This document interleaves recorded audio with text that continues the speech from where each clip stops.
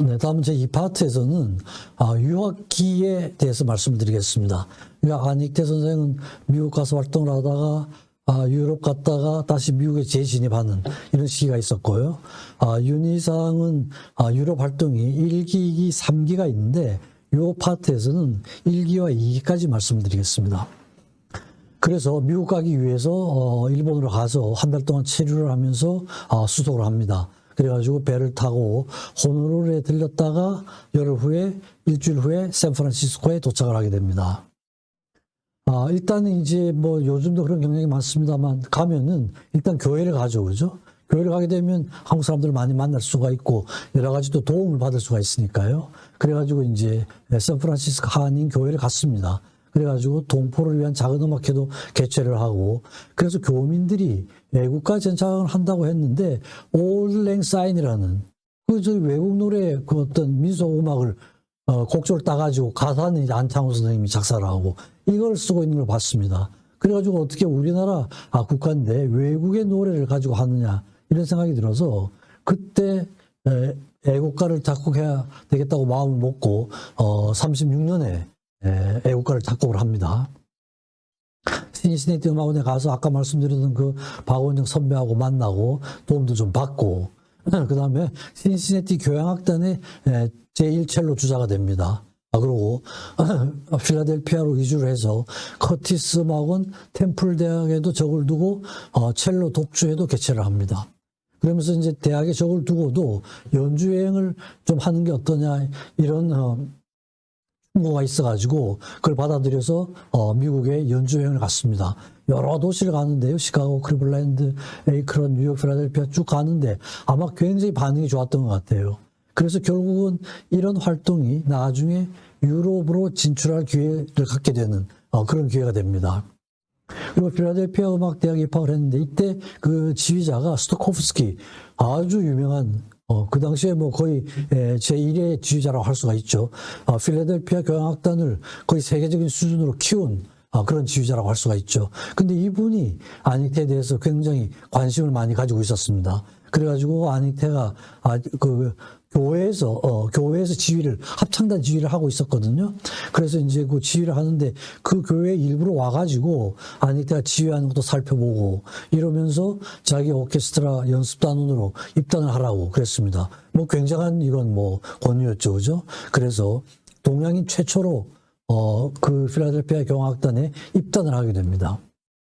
그러면서도 프리츠 라이너 이 사람도 뭐 작곡과 지휘에 뭐 굉장히 뛰어난 분이었는데 이분 사사를 받기도 하고 그러면서 이 당시에 이제 애국가 한국 환상곡 코리아 판타지 이게 뭐 대표곡이죠.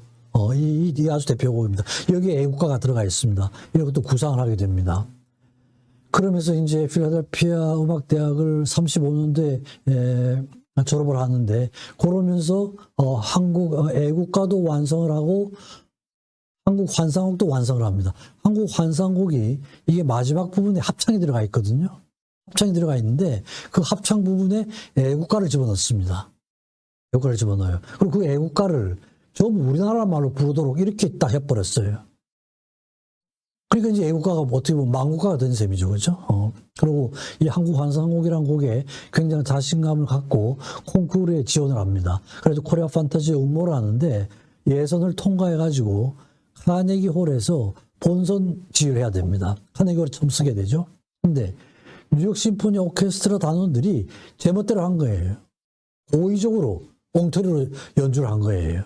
협조를 하지 않는 거죠. 그죠? 그래서 이제 조금 연주를 하다가 이 사람들이 고의적으로 이렇게 엉터리로 하는구나 싶어가지고 연주를 중단을 해버립니다. 중단을 하고 그냥 한 거죠. 그러니까 아마 여러 가지 뭐 동양인이다 뭐가 하니까 그때만 해도 이 인종적인 차별이 굉장히 많았던 그런 시대였죠. 그래서 딱 뭐 옆에서 난리를 치는데 중단을 해버리고 낙선을 합니다. 근데 마침 그 미국 어떤 부부가 안익태를 상당히 좋아하는 부부가 있었습니다. 그래서 이건 인종차별이다. 기죽을 필요가 없다.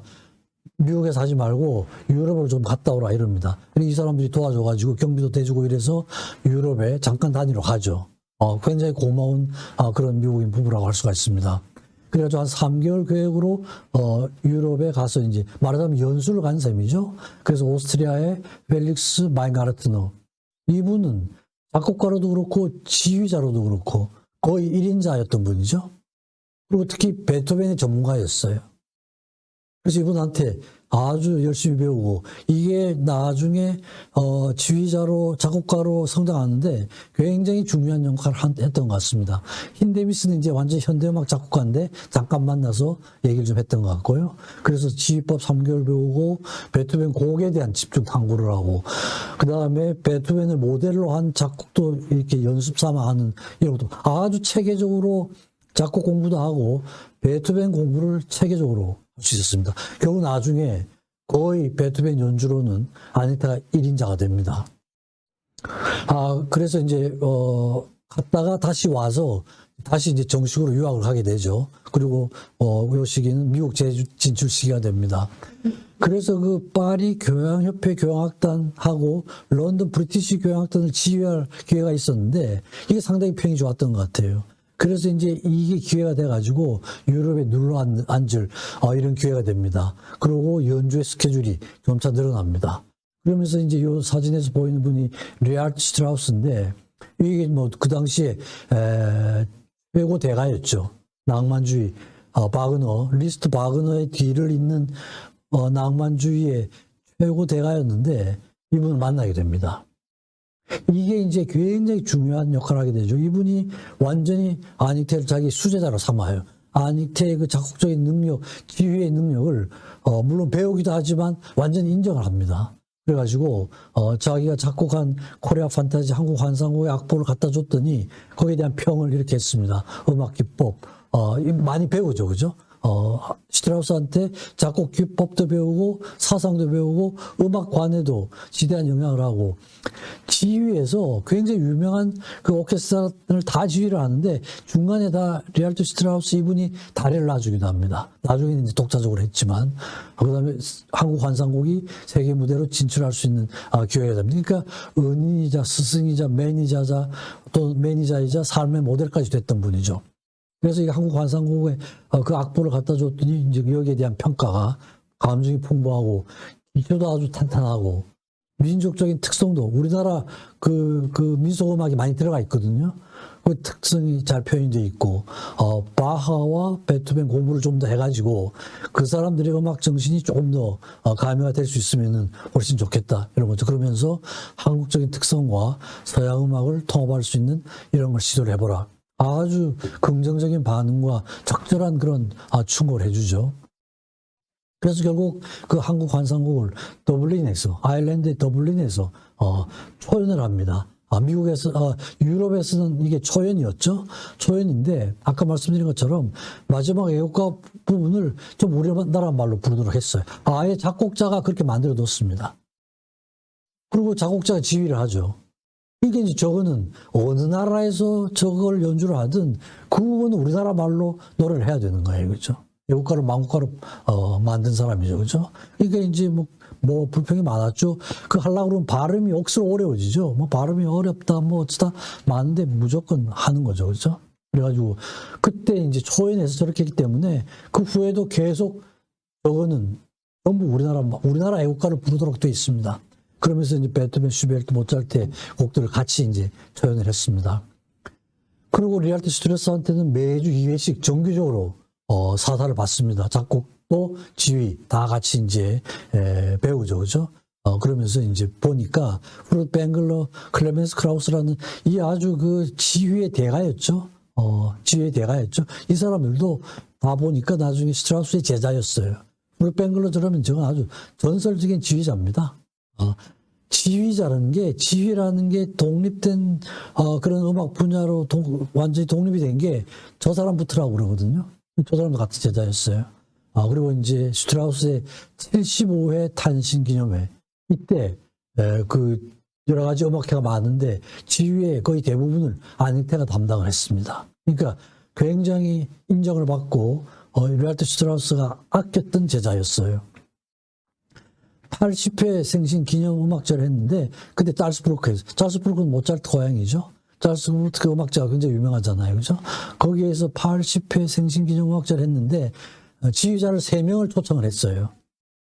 근데 바인가르트는 그 아니테 가르쳐준 선생이죠. 토스카니니, 뭐 이거 음악 하는 사람 모르는 사람이 없죠. 근데 아닉테, 이 3사람이 초청이 된 거예요.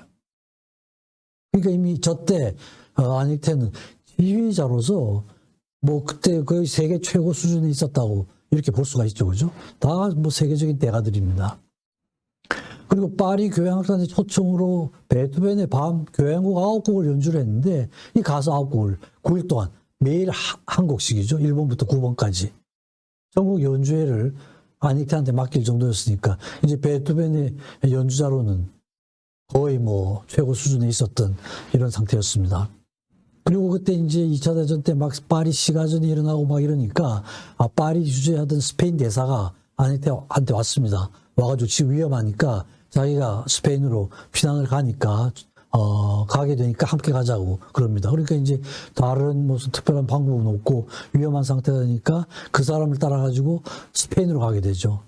가서 궁정음악회원으로 추천도 되고 바르셀로나 심포니 오케스트라도 지휘하게 됩니다. 그러면서 이제 거기에서 스페인 귀족에 따른 로레타 부인이죠, 그죠? 로레타 탈라베라와 가까워지는 그런 기회가 되고 그런데 보니까 저 로레타가 그 전에 베토벤이 그 베를린 피를 지휘한 9번 교향곡이 있었는데 그걸 듣고는 굉장히 감명을 받았던가 봐요.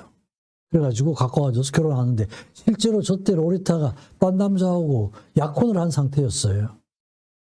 그러니까 그때만 해도 굉장히 보수적인 그런 분위기였는데 약혼한 딸이 파혼을 하고 아닉테하고 결혼을 한다고 그러니까 난리가 났었죠. 그죠? 근데 뭐 딸이 끝까지 우기니까 결국 이제 받아들여가지고 파혼을 하고 아닉테하고 결혼을 하게 됩니다. 그래서 개종을 하고 그 마요르카에 정착을 하게 되죠. 하면 그 고개가 이제 마요르카였습니다. 지중해의 하와이라고 불리는 유럽의 보물섬이라고 불리는 이 마요르카에서 정착을 하게 됩니다. 그래서 이제 그 마요르카에 오케스트라가 없었습니다. 그래서 거기 담당자가 와서 새로운 오케스트라 하나 창설을 하는데 상임 지휘자를 맡아달라는 요청을 하게 됩니다. 뭐 당연히 아닉테도 저러고 싶은 생각이 있었죠. 오케스트라 하나 만들어서 키우고 싶다는. 그래서 지휘자를 맡아가지고 부지휘자도 도입을 하고 그렇게 해서 12년 후에 약 200회 이상의 연주를 하고 1959년도에 상임 지휘자의 자리를 사임을 하게 됩니다. 그래서 그렇게 이제 활동을 하다가 유럽 순회를 하고 나서 다시 미국 진출할 계획을 세웁니다. 아무래도 이제 시장이 크잖아요. 그죠? 그러니까 미국서 공부를 하다가 다시 유럽으로 와서 활동을 쭉 하고 유럽의 유명한 오케스트라를 다 지휘를 한 다음에 다시 이제 미국으로 진출할 계획을 세웁니다. 그랬더니 처음에는 입국을 거부를 했습니다. 나치하고 뭐 협조를 하지 않았나 이런 것도 있었고 또 슈트라우스도 나치에 협조를 했다가 나중에 이제 문제가 됐는데 결국 무죄 판정을 받았습니다. 근데 일시적으로 나치의 치하에서 활동을 한 적이 있었거든요. 그래서 그게 문제가 돼가지고 입국을 거부를 당하다가 2년 후에 입국 허가를 받게 됩니다. 그래가지고 이제 가게 되는데요. 그때 이제 슈트라우스가 위독하다는 연락이 옵니다. 49년 8월 달에. 그래서 부인하고 같이 가서 7일 동안 병 고안을 하고 간호를 하고 여러 가지 이제 생각을 주고 나누고 이랬는데 그 한 달 후쯤 결국 이제 세상을 떠나게 됩니다. 85세로. 그래서 이제 이따가 다시 미국의 허락을 받고 미국 가서 이제 활동을 하게 되죠. 그게 이제 44세에서 48세경까지인데요. 미국 비자 가서 이제 미국 순회 지휘 계약을 맺습니다. 벌써 이제 유럽에서 거의 세계 최고의 지휘자라는 이런 평판을 받았기 때문에 가서 뭐 지휘 계약을 하는데 큰 어려움 없었던 것 같아요.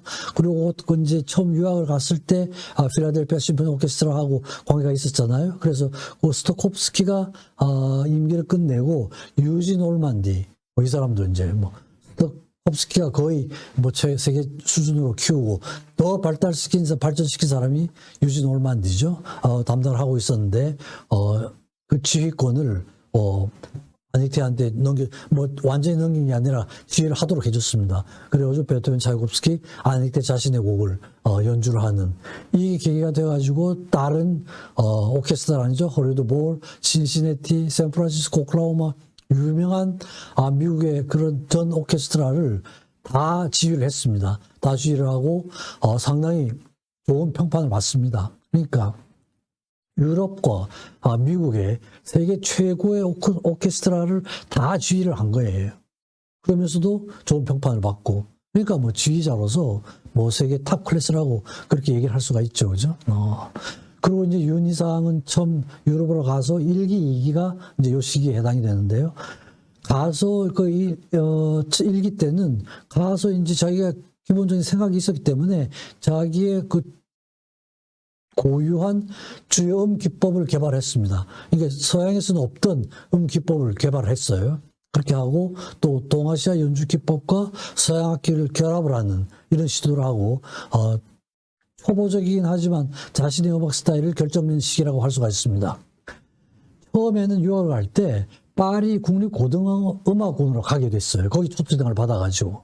그래가지고 거기 가서 작곡도 배우고 음악 이론도 했는데 아마 그 분위기가 자기 생각하고는 달랐던 것 같아요. 그래서 1년 후에 독일하고 접촉을 해가지고 소베를린 음악대학으로 유학을 하게 됩니다. 아마 이쪽 분위기가 자기의 기본 생각하고 좀 맞았던 것 같습니다. 그래서 가서 작곡도 공부를 하고 아주 유명한 뭐 세계적인 대가들이 다 있던 데였죠. 12음 기법을 루포한테 배우고 작곡은 보리스 블라하라는 세계 최고의 스승들이었습니다. 음악 이론도 배우고 이렇게 하면서 적응을 하게 됩니다. 그러면서 다름슈타트에서 국제 현대음악 하기 강습회가 있는데 이게 아마 굉장히 중요한 강습회 같아요. 그래서 아주 최신 음악 작곡된 것들 이런 것들이 다 소개가 되고 또 현대음악 하는 사람들이 서로 교류를 하는 이런 기회가 되는 것 같아요. 그래서 거기 참석을 해가지고 12음 기법에 대한 작곡 기법을 좀 더 깊게 할 수 있는 기회가 되고 이러는데 과연 이 방법으로 다 표현할 수 있을까? 이런 거에 대한 회의를 좀 갖게 됩니다. 근데 이제 그런 건 윤상뿐 아니라 다른 유럽의 일부 작곡가들도 그런 생각을 갖게 됩니다. 그러다가 존 케이지라는 이 사람의 실험 음악법을 듣게 됩니다. 그러니까 이 사람은 그 우연성 음악이라는 이 개념을 도입하게 되는데 여기에 굉장한 충격을 받았던 것 같아요. 굉장히 자극도 받고 충격도 받고 이러면서 자신의 음악적 정체성에 대한 심각한 회의를 갖게 됩니다. 과연 이게 현대음악이라고 이걸 따라야 될 것이냐 아니면 동양적인 음악 전통을 따르면서 어떻게 할 것이냐 이런 거에 대한 회의였어요. 그래서 실제로 그 케이지의 음악을 듣고 와서 한 말은 그건 음악이라고 할 수가 없고 소음이었다 이런 평가를 합니다. 그래서 이제 거기에서 좀 벗어날 계획을 합니다. 근데 실제로 이 존 케이지는 아래 그 백남준 제가 사진을 같이 뒀는데 백남준하고는 굉장히 친해졌죠. 그래가지고 백남준하고는 같이 활동을 굉장히 많이 합니다. 근데 아마 윤희상하고는 맞지 않았던 것 같아요. 그래서 한국의 전통음악 정신을 서양의 기법으로 표현하는 방법을 연구를 하게 되고 마침 그 보리스 블라하 자기 스승이 그 스승도 어린 시절을 중국에서 보냈던 사람입니다. 그러니까 이 사람도 동양의 음악 전통 이런 게 관심이 많았던 사람이에요. 그러니까 이제 그 스승도 동양의 음악적인 전통 이걸 서양 악기를 표현해서 하는 방법을 강구하는 게 어떻겠냐. 그러니까 자기가 하고 있던 생각하고 스승의 가르침이 딱 맞았던 거죠, 그죠? 그러니까 방향을 확실하게 할 수가 있었던 것 같아요. 그래서 그걸 했습니다. 이제 북한을 가게 되는데 북한을 이게 제가 보니까 무슨 사상적인 이런 문제는 아니었던 것 같습니다. 그래서 윤희상이 자기 곡을 작곡을 하면서 주요음 기법이라는 걸 고안을 하는데 그 아이디어가 이 사신도에서 나오는 거예요. 사신도 그림을 보고 이 그림에서 음악적인 아이디어를 얻게 됩니다. 그러니까 마침 그 기회가 있으니까 갈 기회가 있으니까 이 사신도를 보기 위해서 북한을 간 거예요, 그죠? 가서 실제로 보죠, 그죠? 보게 됩니다. 그래서 이제 그게 문제가 돼가지고 이 동백 사건, 간첩 사건이죠, 그죠? 이 사건이 벌어지게 되는데 이때 이제 잡혀오죠, 그죠? 납치된 겁니다. 납치돼가지고 국제적으로 많이 문제가 됐죠, 그죠? 그래서 납치가 돼서 와서 있는 동안에도 오페라 작곡도 하고 제1심에서는 종신형 선고를 받습니다. 그러다 제2심에서 감형이 되고 제3심에서 10년으로 감형이 됩니다.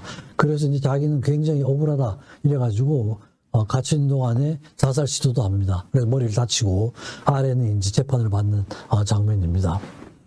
이러면서도 이제 작곡 활동은 몸이 아파서 서울대학병원으로 이송이 되는데 입원하고 있으면서 작곡 활동을 하게 되고, 그 다음에 플루트, 오보에, 바이올린, 첼로를 위한 영상이라는 작곡을 하는데, 이게 아까 말씀드렸던 그 사신도가 거기에서 아이디어를 얻어가지고 이 작곡을 하게 됩니다. 그래서 각각의 악기마다 플루트는 청룡을 나타내고, 오보에는 백호를 나타내고, 바이올린은 주작을 나타내고, 첼로는 현무를 나타냅니다. 이래가지고 이 두 곡이 서로 관계를 맺으면서 독립성과 의존성, 전체와 부분이라는 이런 아주 철학적인 명제를 이 곡을 통해 가지고 한번 표현해 보려고 하는 이런 시도를 하게 됩니다. 그래서 저 사신도 때문에 가게 되고 실제로 보고 나서 작곡을 하게 되죠, 그죠? 그래서 이제 국제적인 항의가 굉장히 많았고 독일 정부가 협조를 해가지고 1969년 3월에 석방이 됩니다. 근데 저때 굉장히 국제적인 그런 항의는 어마어마했습니다. 빌헤름 말러라는 사람이 그 항의서를 했는데, 그 당시에 유럽에서 활동하고 있던 저명한 세계적인 예술인들 181명이 다 사인을 했어요. 카라얀, 스토크하우젠, 최고가 있는 지휘자들이었죠. 작곡자들. 이런 모든 사람들이 181명이 다 사인을 했습니다. 그래서 결국은 이제 그런 국제적인 항의를 이기지 못하고 추방되는 형식으로 석방이 됩니다. 그래서 윤상의 유럽의 제2기는 저런 그 트라우마를 받고 나서 거기에서 이제 회복, 상당한 트라우마를 받았죠. 거기에서 회복할 때까지가 약 10년 정도가 걸려요. 1980년까지. 그래서 그 사건 후에 회복될 때까지를 제2기로 이렇게 제가 이제 정했습니다. 그래서 이 사건 이후에 작곡의 철학에 큰 변화를 갖게 되는데, 이전까지 작곡 철학은 자기 자신이 표현하기에 지적 추상성, intellectual abstractionism 이렇게 표현을 했습니다. 지적인 것과 추상한 게 굉장히 강조가 되는 이랬는데, 그 이후의 철학은 그런 고통, 굉장히 화가 있었죠. 자기가 억울하게 당한 거에 대한 화, 그 다음에 모순, 이런 거에 대한 감정적 표현이다. 이렇게 스스로 그렇게 얘기를 했습니다. 그러면서 그 동백림 사건은 자기한테는 너무나 엄청난 큰 충격이었고, 자기의 1970년도 초기 작품들은 이런 그 혹독한 분노의 표현이다. 스스로 이렇게 표현을 했습니다. 그리고 국가가 뭐, 또 이렇게 분단이 도대체 뭐냐?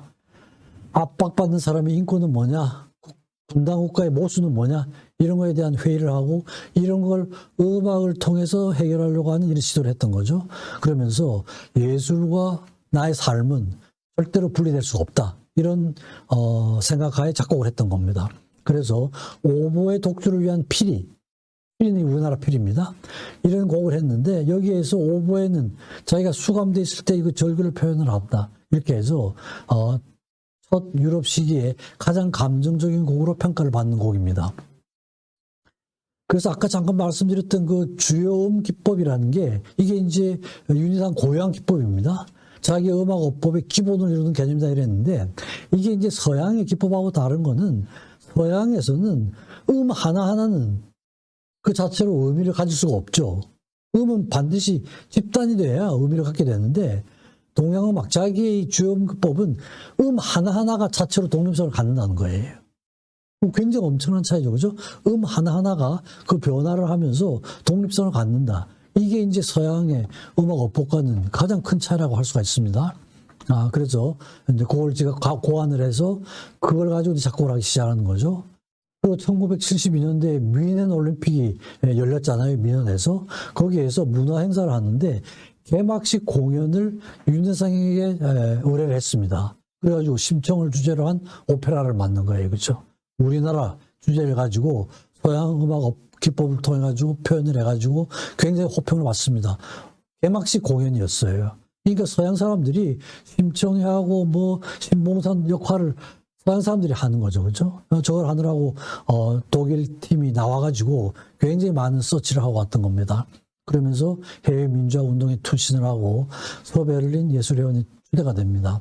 그러면서 한 10년 동안 서서히 회복이 됐는데 이때는 이제 정치적인 문제도 관심이 많고 개인과 사회하고의 갈등 문제 여기에도 관심이 굉장히 많았습니다. 그래서 그 과거의 순수 예술, 철학적인 태도에서 사회운동가로 변환이 되면서 음악가와 사회운동가의 역할을 동시에 했던 이런 시대라고 할 수가 있죠. 그러면서 어떤 예술가도 세계인의 일인이다. 그러니까 사회에서 일어나는 그런 문제에 완전히 벗어나서 그걸 무시하고 작곡 활동을 할 수 없다. 이런 철학을 갖게 된 시기입니다. 그래서 사선에서란 곡을 했는데요. 이때 이제 이 곡에서 처음으로 사회적 이슈하고 음악을 통합을 하는 이런 시도를 했습니다. 그래서 성악의 솔로 파트는 환희의 참 평화로움을 나타내고 기악은 가혹한 세상이다 이거죠. 그러니까 개인과 사회하고의 갈등 관계, 환희와 가혹함 이런 대극적인 걸 통합을 하려는 이런 시도를 하고 있는 거죠.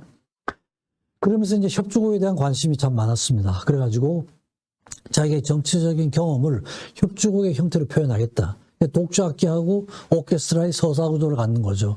첼로 협주곡을 작곡을 하면서 첼로는 자기 자신이고 오케스트라는 사회다 이거죠. 그렇죠? 그러면서 나와 사회하고의 갈등 관계, 대립 관계 이런 걸 표현하는 것이다. 이렇게 아주 구체적으로 자기가 이렇게 설명을 하고 있습니다. 그래서 그때 이제 작곡 협주곡을 굉장히 많이 작곡을 했는데 그중에 일부 첼로 협주곡, 클라리넷 협주곡, 바이올린 협주곡 이런 것들을 그때 하면서 독주 악기와 오케스트라 이 대비를 하면서 사회와 개인과의 관계의 갈등, 조화로움 이런 걸 표현하려고 했던 그런 시기라고 할 수가 있습니다.